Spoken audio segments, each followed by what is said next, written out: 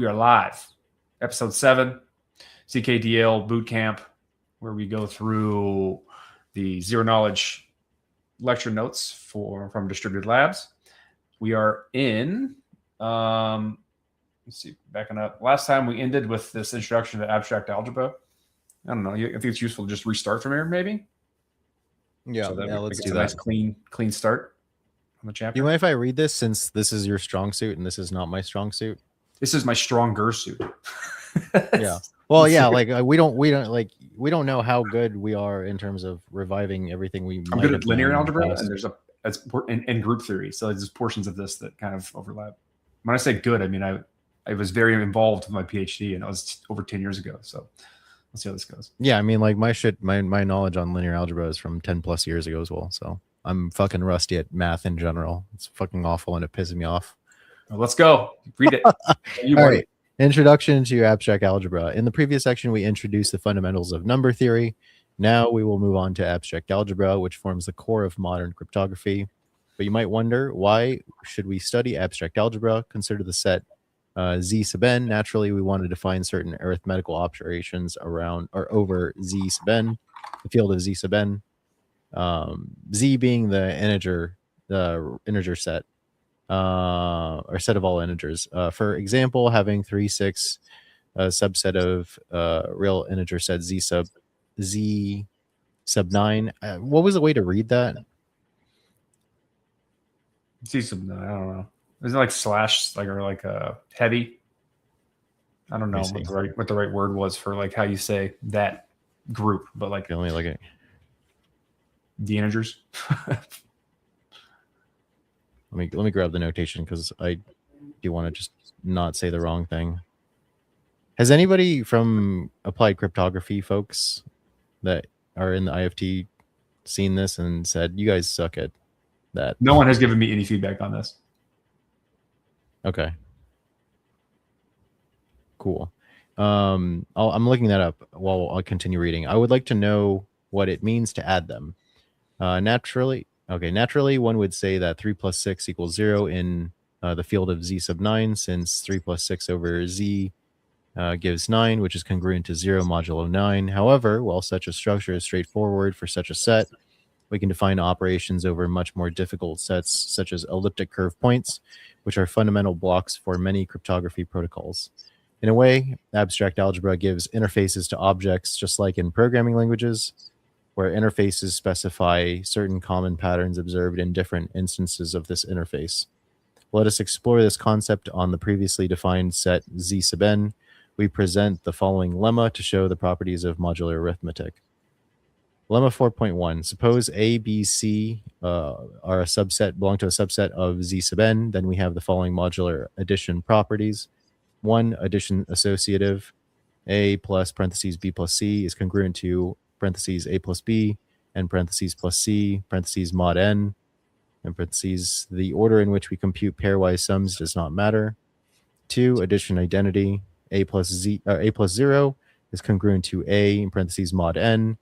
In parentheses, we always have an element which behaves like quote 0 unquote in the addition operation, open parentheses, or like quote 1 and quote when multiplying in parentheses 3. So addition probably.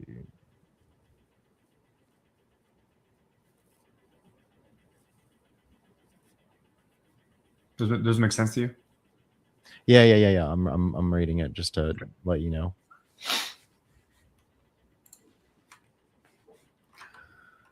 Yeah, that makes sense. I want to see a practice problem, and then it'll again. It makes sense, but I think we showed to ourselves through the previous practice problem set that even though we can read through some of this stuff, the ability for us to apply it is still weak. Yeah, I spent some time trying to get it in DeepSeek or DTutor. Yeah, it didn't quite work out because my DTutor session isn't configured right, so I couldn't generate questions, and then you need that to do most of the other stuff. Can we just like throw this in the ChatGPT and then just say, hey, generate some questions or some practical? It's not that much context. Examples. It's not that big. Yeah, so I bet you could. Yeah, I might try that after and then just see what we can get. Right. Okay, 3 additive inverse A plus parentheses minus A and parentheses congruent to 1 parentheses mod n and parentheses for any element A, we always have an element minus A, which quote zeroes out, end quote, in an element A. Addition, commutative, A plus B is congruent to B plus A, parentheses mod n, and parentheses the order of elements in the addition operation does not matter.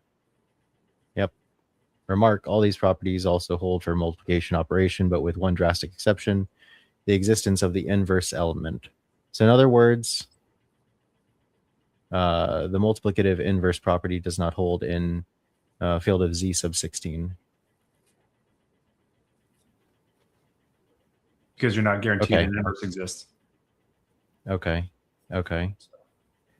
In abstract algebra, can you give me an example of that? Can we work out an example of what we that looked at? remark? Like in the previous chapter, we were looking at inverses. But the first thing to do was there's a basically a does the inverse exist? And there's a quick test to see. Sometimes an inverse is not defined for a given integer. So when it's like Z sub 16, it's not 1 through 15, right? Yeah. Or is that? Which one was the one where primes the had the field? The primes had the elements that were just incremental up to the thing. Okay. Non-primes don't. They have some set, which isn't necessarily. So we have to go back and look at to see what the test was for whether or not the inverse exists. Can we do that real quick? Yeah, sure. It's more. There. You have a good memory. Like, I don't know what others are you just I don't know what if you're multitasking learning other things, but like I'm also learning like chess and stuff. So it's like a lot of the information, unless I'm seeing it over and over again, I can't remember it as well. Here's inverse. So it's on page 33 at the top. Is that what it is? The modular multiplicative inverse, A inverse. A inverse mod P. If and only if the greatest common denominator of A and N is equal to 1. So basically, A is a prime.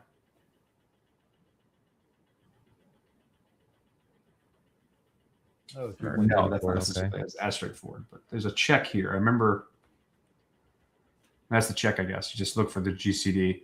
You do extended GCD to see if it exists, and then you can do it inverse. So that's the theory. Like there's a test here, basically, if there's an inverse, because they're not always 3.35. Okay. An example. Find the modular multiplicative inverse of A, 12, 17. So first, the GCD of 12, 17 is equals 1. Is true at all. They do that. They use the extended GCD to check. So it's equal to 0, right? It ends up with this, through that process, you get 0. Cool. The greatest common denominator or divisor of 12 and 17 is 1. So an inverse does exist, and you can look for the inverse. Oh, okay. It's a little bit coming back again. It's been 2 weeks since we went over this. How do you remember that so well? Is it? I don't know. Math sticks in my head. Okay, all right.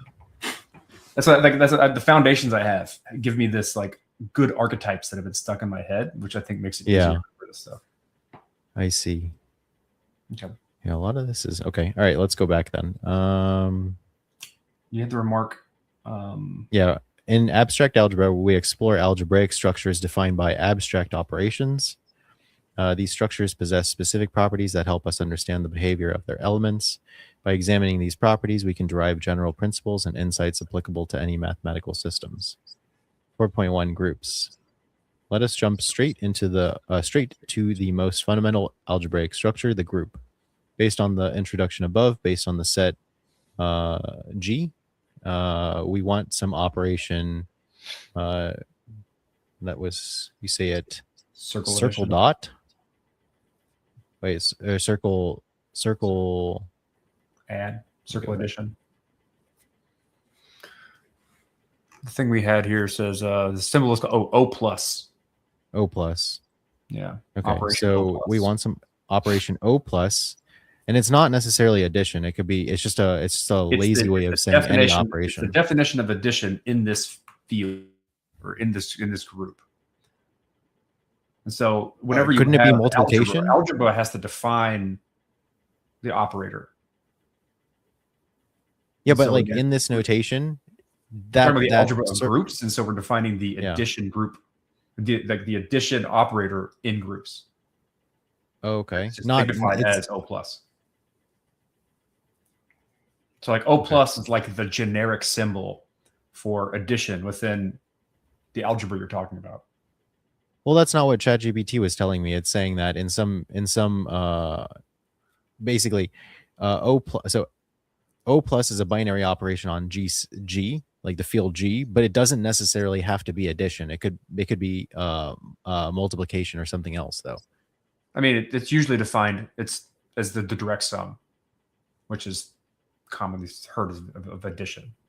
Okay, so I'll assume it's direct sum, and then let's continue reading and see if that actually holds, or if it's more of a wild card. Because the X, we want some operation. Cross will be used for multiplication. That's not what ChatGPT is telling me here. Look, I'll link you. Fuck ChatGPT. Fucking, it couldn't do math like 2 years ago or 3 years ago. Now apparently it can here.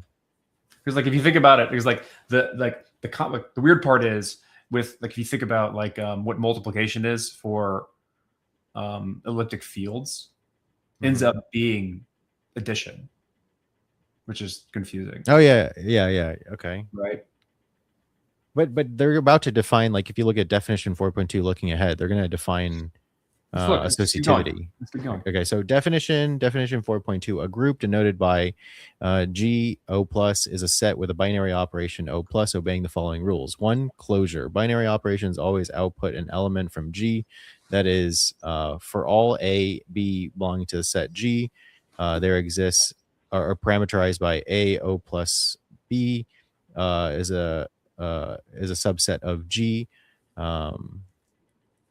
This looks very general. It's not necessarily okay. I think it's just a general like binary A and B operation. are elements of G. Then A direct sum with B is all element of G. Is what it's saying here. I'm pushing back on your interpretation of it only being direct sum. That's the only thing I'm fine. Whatever the operator is. Yeah. Under exactly. This operator, under this operator, there is closure, meaning that A with this operator and B, it also exists in the same group. Yeah. 2, associativity. Like I'm just dubious whether you're right or I'm right, because the context they carry context forward and they don't sometimes elaborate very well. Okay, 2, associativity for all A, B, C belonging to the set G, parameterized by parentheses A O plus B and parentheses O plus C equals A O plus parentheses B O plus C and parentheses 3. So associativity holds, closure holds. 3, identity element. There exists a so-called identity element. E is a subset of G, such that for all A is a subset of G, parameterized by E O plus A is equal to A O plus E equals A. 4. So it's got an identity element.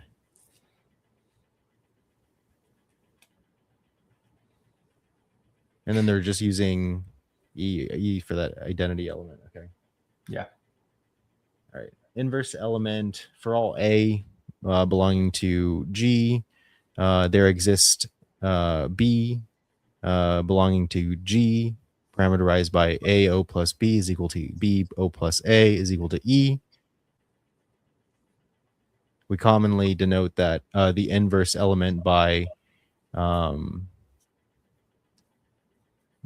parentheses O minus A and parentheses or A inverse.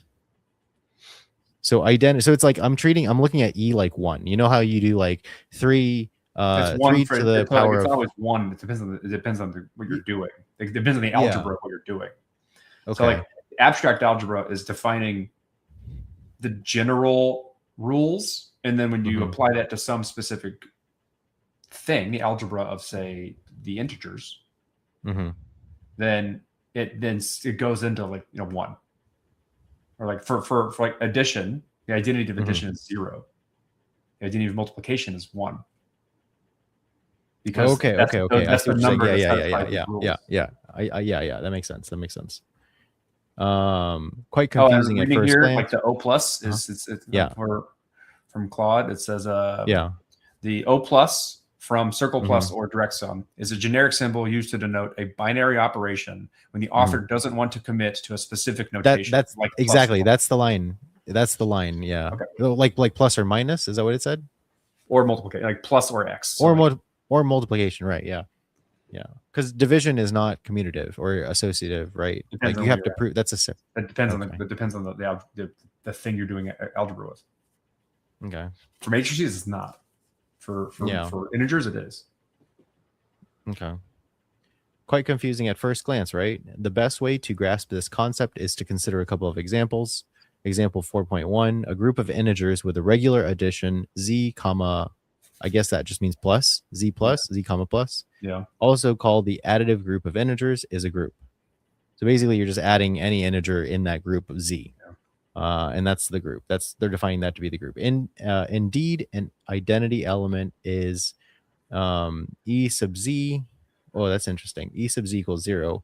I don't think we've come across a notation where they use the field, or rather the identity of this group field as is 0, but like it's also the field associated with plus, the additive group. Oh, okay. I get it. I'm reading it. Yeah, but I'm just saying notation wise, that's the first time I've seen e sub z, or the z is the group. Yeah.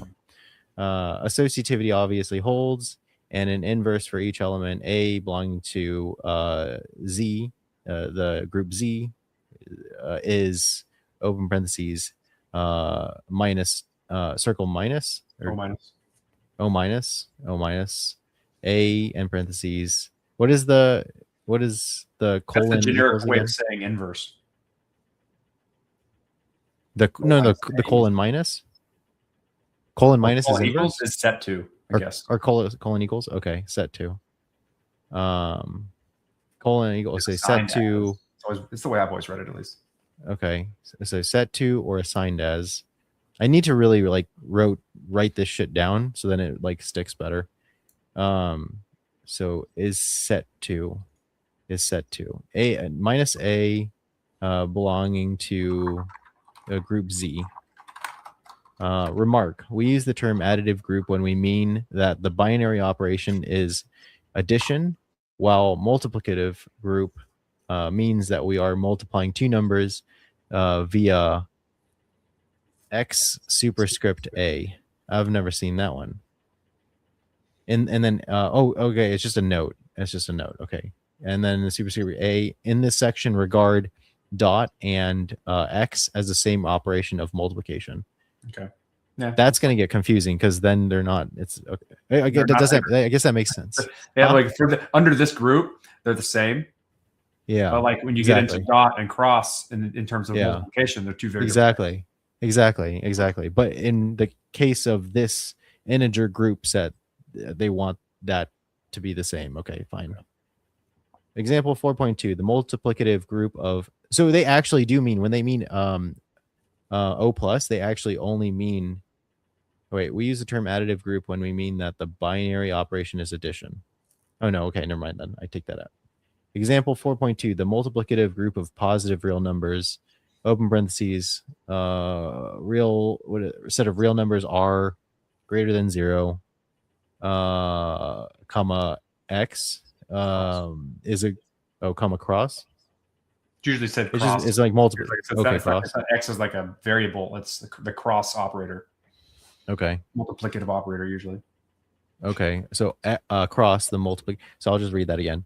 Open parentheses, set of all reals greater than 0, comma cross, multiplicative, in parentheses is a group for similar reasons. An identity element is e sub r greater than 0 is equal to 1. So basically, the identity for a multiplicative group where it's a set of all real numbers that are positive is going to be 1. Yeah, that's fine. Yeah. While the inverse for A belonging to the set of R is like real numbers, a set of all reals R greater than 0 is defined as 1 over A. Fine. That's fine. Man, all this notation. Example 4.3. The additive set of natural numbers, n, which is the set of all natural numbers, comma, plus, or addition, comma, addition, is not a group. Okay. So the additive set of natural numbers is not a group. Although operation of addition is closed, there is no identity element nor inverse element for, say, 2 or 10. Because there's no negative numbers in natural numbers. Okay. Can't go backwards. Okay. From like an operative standpoint, yeah, you can't go backwards. And so because of that, it's not a group. Okay.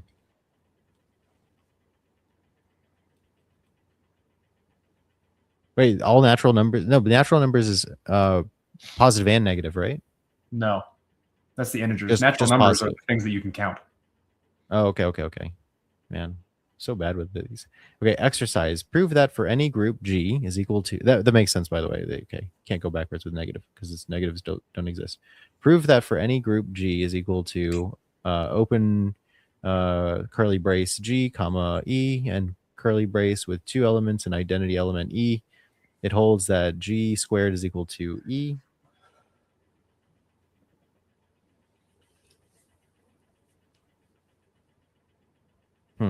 Okay, that one I don't...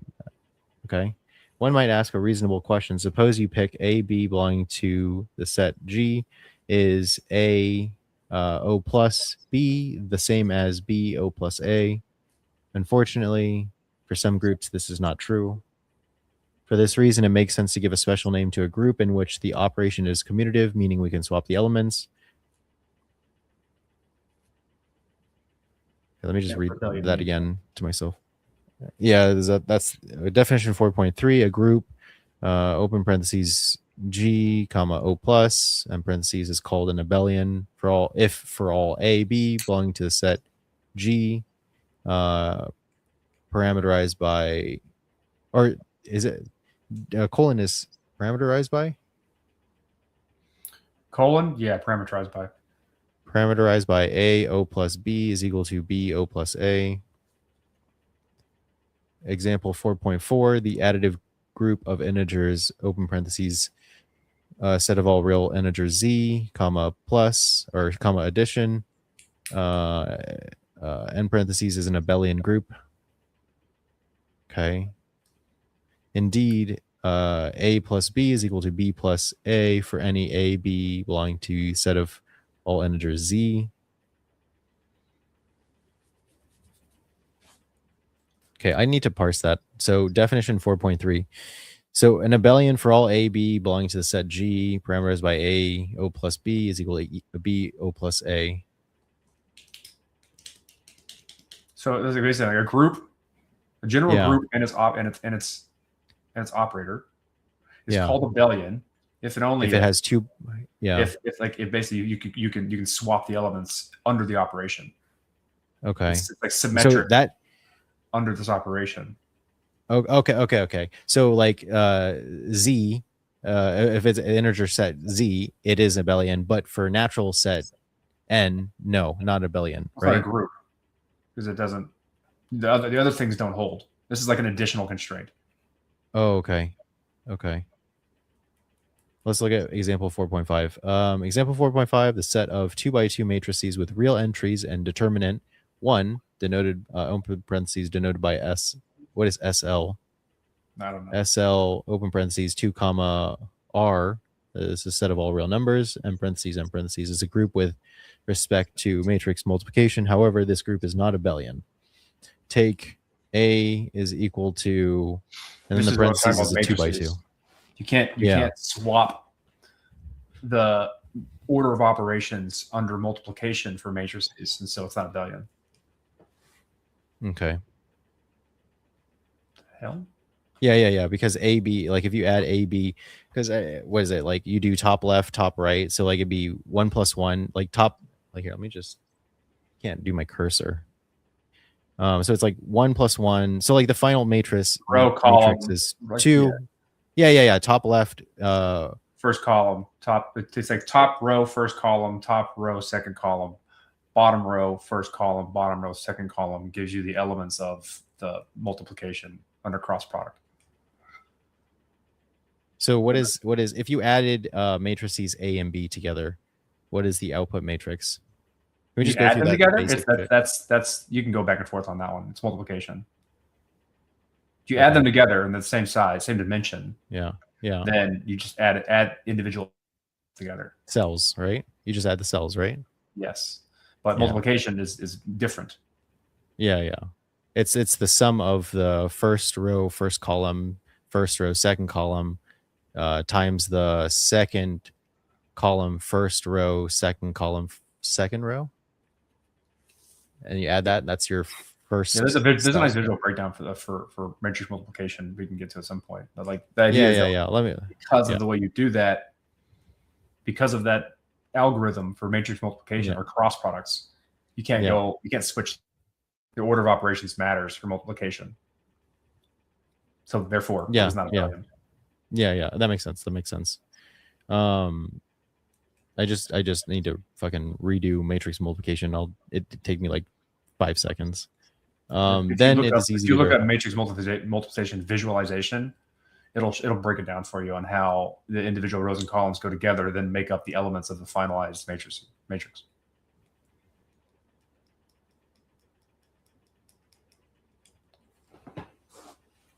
Let's find one. Yeah, I'm just looking at one right now.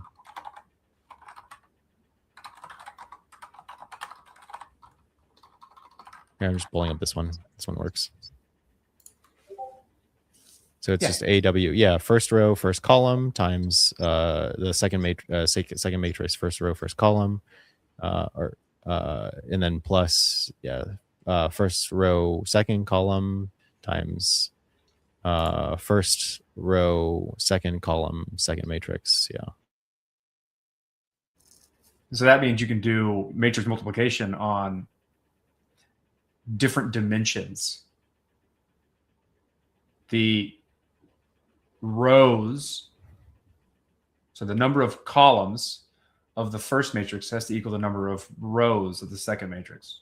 That's the only constraint you have. Like you can multiply a 1 by 3 by a 3 by 1. But you can't multiply a 1 by 3 by a 1 by 3. Yeah. Which is like the definition of like everything you're doing in AI and machine learning.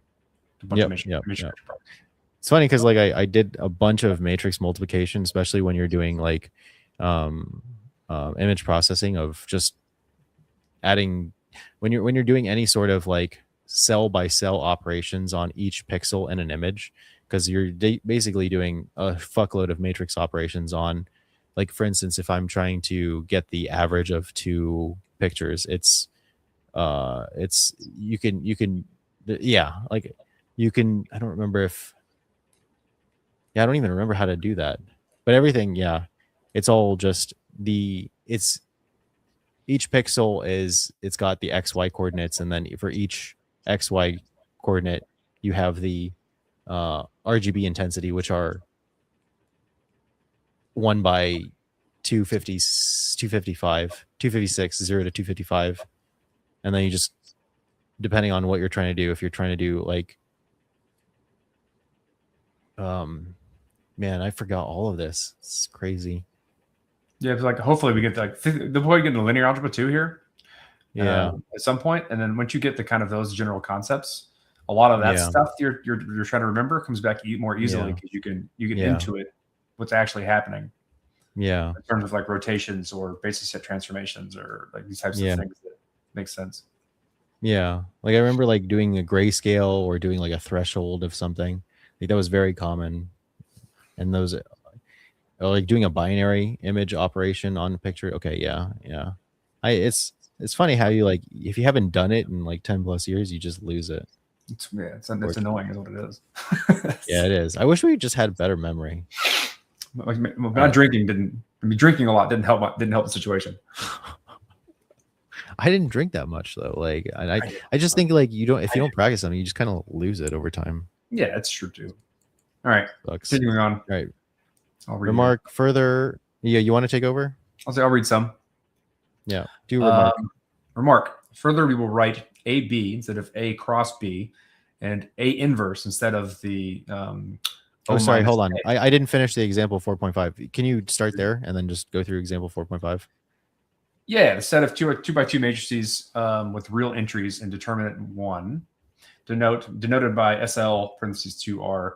I wonder why SL Slater. I don't know. Is a group with respect to matrix multiplication. However, this group is not abelian. Take A equal to the matrix of 1, 1, 0, 1, and B the matrix of 1, 0, 1, 1. Then it's easy to verify that AB equal to 2, 1, 1, 1, and BA equals 1, 1, 1, 2. So clearly AB is not equal to BA. Thus, the elements of SL2R do not commute. So that's basically like this is commutation is this type of behavior. Therefore, they're not abelian. Yeah. That Mark. makes sense. Further, we will write AB instead of A cross B and A inverse. Or A to the negative 1 is inverse. Special linear, by the way, SL. Okay. Special linear. So special linear, and then the two bullets. Linear group, invertible n by n matrices over a field like R form the general linear group GL. So GL, SL. GL is a general linear group. SL, special linear. GL parentheses n comma R special, the subgroup where the determinant is exactly 1. So special linear is linear group, and in terms of the invertibility of the n by n matrix over the field R, and then special because the determinant is exactly 1. So those are the two things. Additional constraint. Got it. Yeah, exactly. All right. For the sake of simplicity, and because it's more common in literature, as mentioned before, it is usually called the multiplicative notation. Cool. It's just letting you know the way they're going to talk about things in the book. Finally, for cryptography, it is the number of elements in a group. This number is called the order of the group. Definition 4.4. The order of a finite group G is the number of elements in the group. We denote the order of group G as what looks like the absolute value of the group. Okay. Example 4.6. Integers modulo 13, denoted by Z sub 13, is a group with respect to addition modulo 13. For example, 5 plus 12 equals 4 in Z13. The order of this group is 13. Okay. Because there's 13 elements in it. Yep. Despite the aforementioned definitions, many things are not generally obvious. For example, one might ask whether the identity element is unique, or whether the inverse element is unique for each group element. For that reason, we formulate the following lemma. Lemma 4.5. Suppose G is a group. Then the following statements hold. 1. The identity element is unique. 2. The inverse element is unique for each element. For all A that exists within the group, and exists there, doesn't exist in an inverse in G. Okay. For all elements of A and G that have an inverse, A times its inverse is equal to A inverse times itself. So times A is just equal to the identity. So that's basically saying that for any element A that has an inverse, A times its inverse is equal to inverse times itself is equal to the identity. It's just kind of it follows that. 3, for all A, B that exists within G, there is a unique X that exists within G such that AX equals B.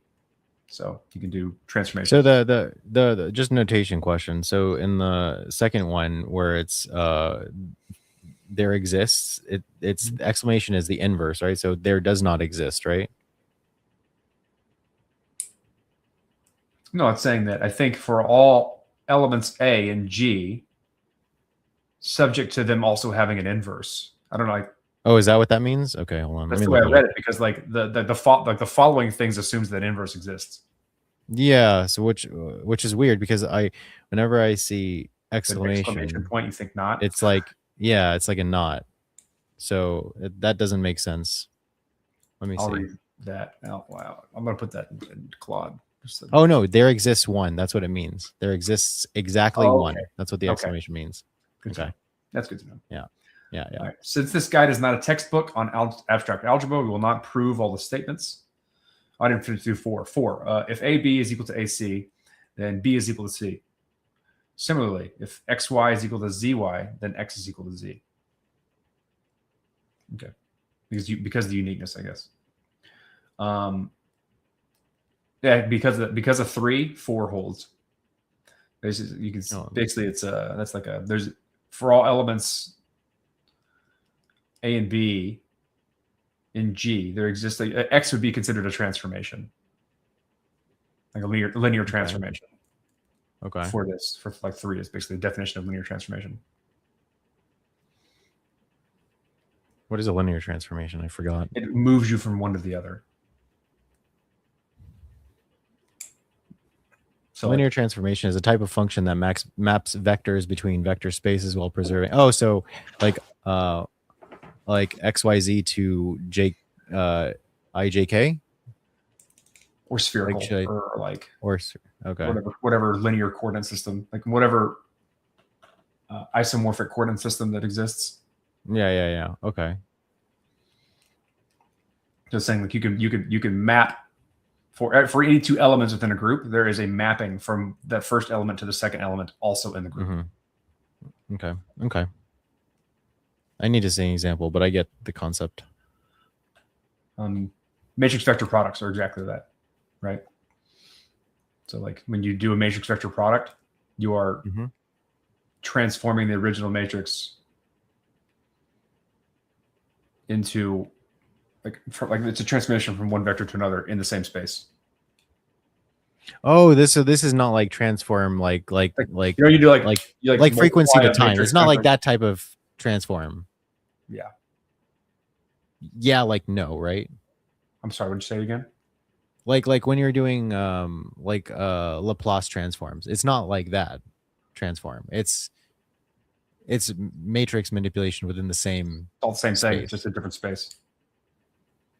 Right, but space 1 is different than space 2, but this is not. Oh, it is. It's the same that they're different spaces. Yeah, I mean, maybe I'm overreaching here, but in my mind, it's the exact same thing. It allows you to transform one thing to the other without. Let me ask in a linear fashion. Let me ask. Let's see. AX equal to B is linear by definition. So like,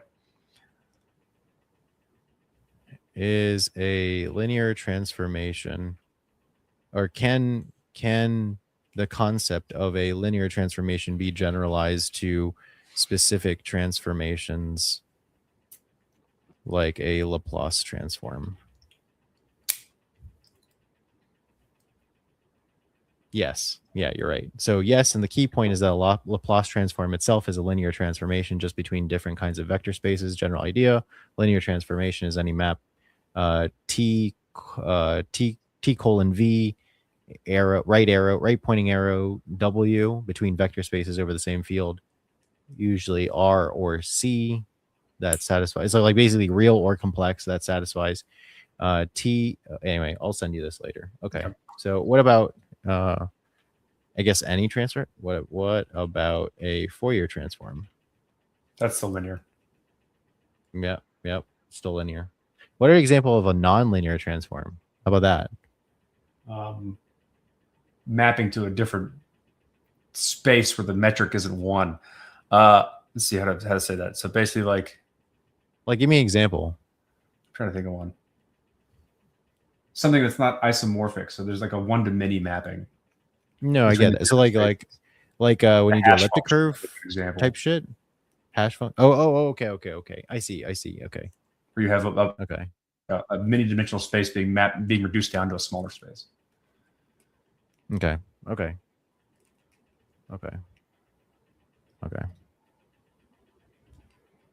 Proceed. Okay.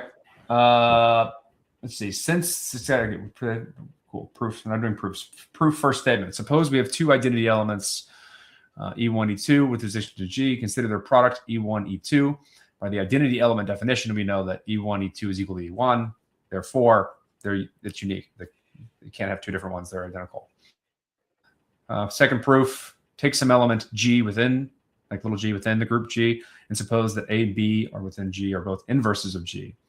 And by the inverse element definition we have, you're just basically showing that like these two things are the same by definition because of the axioms we earlier said. Like because we have these behaviors of groups, these things have to be equal to each other.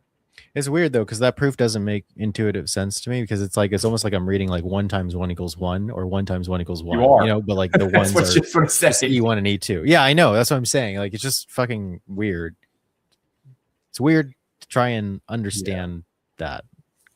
Because like, yeah, 1 times 1 is 1, but like you're basically trying to do it like a proof by like assume these things or like this is false.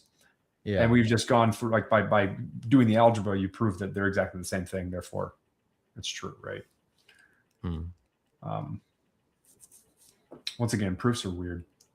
Yeah. Somebody's watching us. It's been watching consistently. All right. Say hi, somebody. I'll keep going here. We got like 15 minutes or so. Yeah. When we are finally comfortable with the concept of a group, we can move on to the concept of a subgroup. Suppose we have a group. You didn't read the proof second statement, right? I did. Oh, you did? Okay. Yeah. Wait, all of that? You read the proof, the entire? Okay. I mean, like, you want to read out loud? Hold on. I didn't read it. Take some element G belongs to G.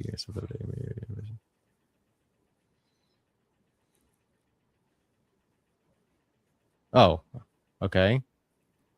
Okay. It's the same thing, but just multiplication of inverses. One times one. Yeah. Okay, fine, whatever. Or inverses for that matter. Yeah. So cool. Inverses like 1 over are 1. unique. 1 times 1 over 1. 1 over, yeah, 1 over. Yeah. And there's unique. What the hell? Identity element. Cool. For every group, there's a unique identity, and there's a unique inverse for every element within a group. Subgroups. Wait, say that again. For every group, there's a unique identity, and for every limits here, right?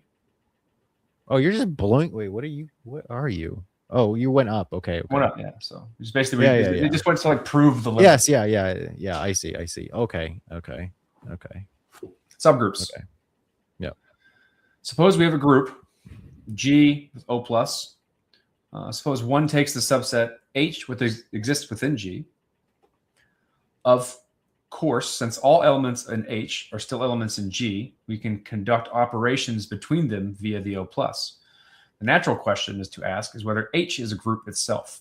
We say H is a subgroup of G if this is indeed the case. Definition 4.6. A subgroup H sub G, H exists within G.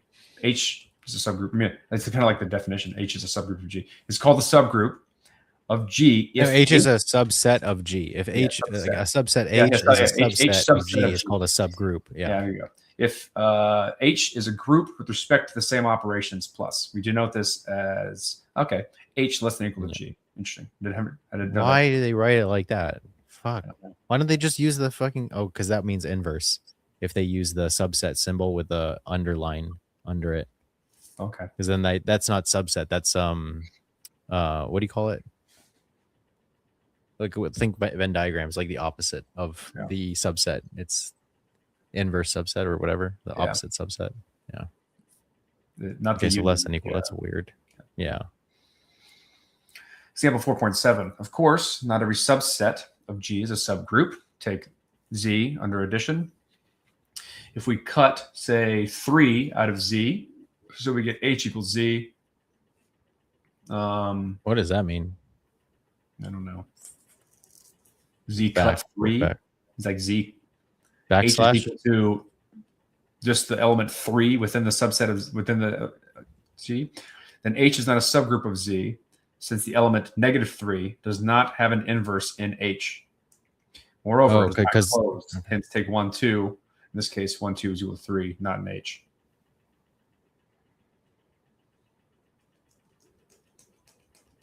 Of course, Sure. not every subset of G is a subgroup. Take integers. Okay. Oh, because it's okay.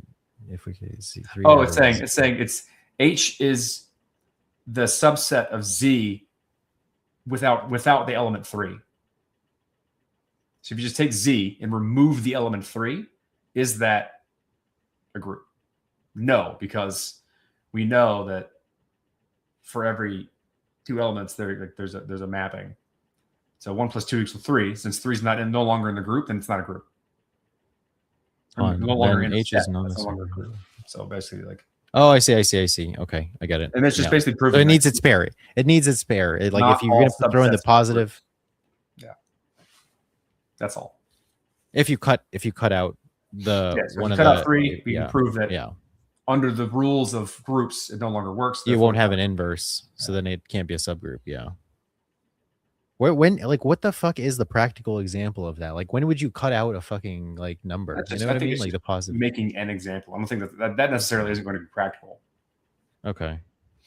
Now then why do we care about that? Subgroup of Z. Take H is equal to 3Z. This is a subgroup of Z since it is closed under addition. Has an identity element 0, and has an inverse for each element 3k, namely negative 3k. That being said, H is equal to 3Z, which is a subgroup of Z. Mm-hmm. Okay. Cyclic groups. Fun. How much time we have? Okay. So you can have a subgroup that is a linear scaled version of the group that it belongs to. How does that fucking work? I don't know. That's an interesting one. Because it's almost like saying I have the set of all infinite integers, and then I have H, which I'm taking that. I mean, that's infinite, right? So like you could multiply. Like that's the weird part about infinities. It's the same infinity if you multiply it. Yeah, but isn't it a bigger infinity? So how is that a subgroup? No. Bigger, like so the or if you're exponentiating it, then that's bigger, right? Bigger infinities are weird. So like, yeah, they're hard to explain, and they all like the next size infinity from countable infinity is uncountable infinity, and that's going from like the integers to say the real numbers. Okay. So one is countable, one is not countable. But so like all countable infinities, so like 3x and x are still countable. They're the same infinity. Yeah, same infinity, same order. But if I take infinity squared, then that's not the same infinity because the rate of change of that infinity. Still the same. It's still the same. Oh, I forgot. It's been a while since I. Yeah, that's a hard one. How do you have a bigger infinity then? Just by expanding the set? That's a harder one. I think the step from the first one to the second one is difficult, and whether or not there's additional ones or ones in between there is still, I think, unknown. But like, okay, so there's a really good Lex Friedman on that if you're interested. Yeah, shoot the link. I'll watch it while I'm. One of the more recent ones. It's about a guy who studies he's an expert in group theory. Okay. All right, cyclic groups. Cyclic groups are the most interesting groups in cryptography because of their simple yet powerful structure. In a cyclic group, every element it has a generator by repeatedly applying the group operation to one element called the generator. This makes cyclic groups useful for many cryptographic algorithms, allowing for secure and efficient operations. However, because you get bigger numbers basically with a small with a limited in size group. Before diving deeper, we need to know how to multiply, quote, or in parentheses, add elements multiple times. Traditionally, cyclic groups use the multiplicative notation, so we stick with it. Suppose we have the group G under multiplication, and little g exists within this group.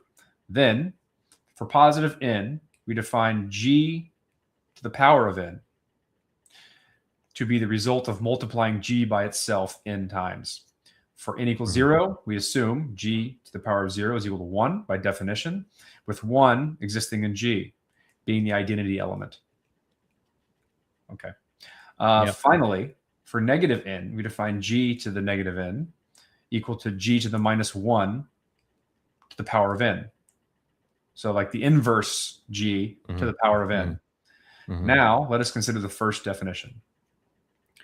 Definition 4.7. Let the group G be a group, and G exists within group G. Then cyclic subgroup generated by G is, what is that like? Angle bracket G is equal to the set G to the power of n, parameterized by n, which exists within the integers, is equal to the set G minus 3, G to the power G to the negative 2, G to the minus 1, E, G squared, G cubed, etc. Okay. So basically you can go infinity generator to whatever positive or negative integer you want. Just make sure that once you hit 0, you denote it by the identity E. Yeah. Makes sense. Yeah. Okay. That's interesting. Yeah, I understand that intuitively just through how I understand like how elliptic curve multiplication works, but like maybe we'll get there. Example 4.9, let Z sub 12 be the group of integers modulo 12. Consider element 2 within this group. Then the group generator by 2 is, that's that like kind of angle bracket 2 is equal to 2, 4, 6, 8, 10, 0.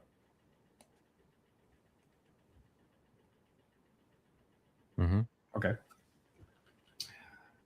Note that the set of angle bracket G is equal to Gn parameterized by n exists within Z is indeed a subgroup of G. Indeed, it is closed under multiplication, has an identity element corresponding to G to the power of 0, and has an inverse for each element, since for each G to the n exists within the angle bracket G. The inverse is defined as G to the power of minus n, which also exists within G angle bracket G. For finite groups G, we naturally expect angle bracket G to have a finite size. Such size is what we would call the order of the element G. All right. Yeah, that's fine. I'm cool with all that. Definition 4.8, let the group G be a group G, the element G within G. The minimal natural number n for which G to the n is equal to 1 is called the order of element G, and denote it by ord parentheses G. If such integer does not exist, we assume that ord of G is equal to infinity.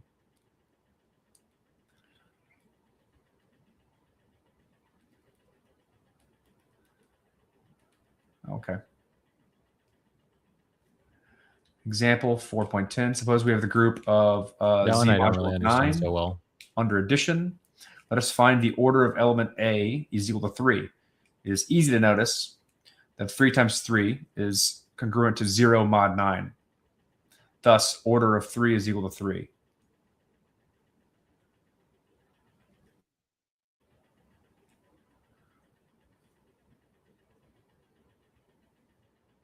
Okay, so 3 times 3.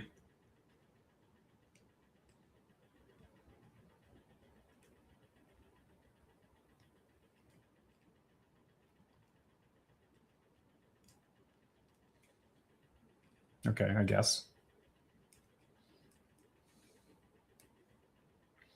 What is, so n in that would be 2.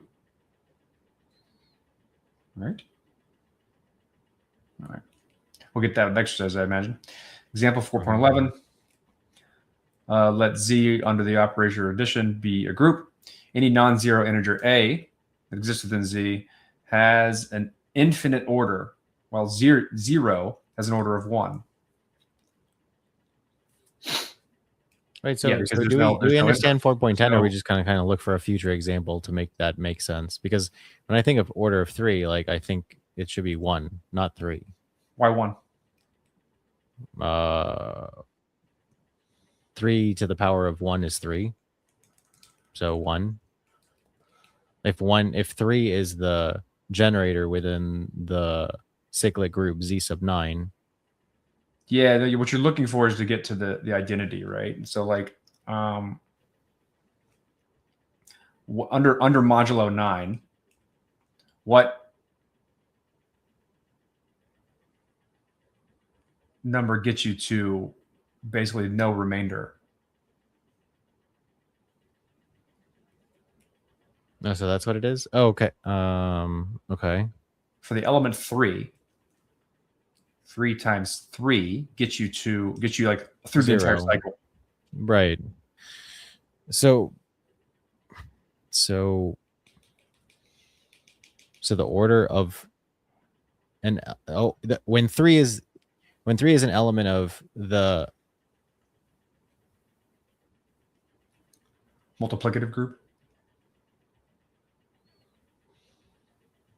Yeah, when 3 is an element of the multiplicative group z sub 9, then the order is 3, because you're just like that I still like, I get what they're doing, but like I still need more examples.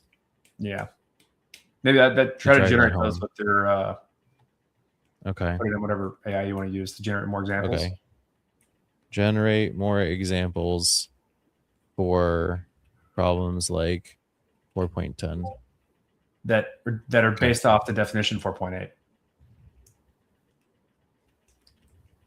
Those examples are specifically off definition 4.8. Do we have a link for this stream? A link? Yeah. It's on the Hashing Out YouTube. We don't have the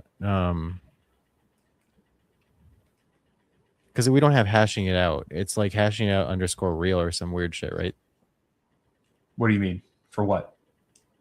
What's the channel name for hashing it out? Yeah. Let me look real quick. I'm gonna search the Bitcoin podcast because I know you put it in there. Channel. I think. Yeah. Yeah, it's hashing it out -real. So add hashing it out. Add hashing out -real. And then if I go there and I go to the live section. That's where we're at. Oh, there we are. I see. Needs to be cleaned up still. There's a lot of drafts and stuff that exist that need to be published.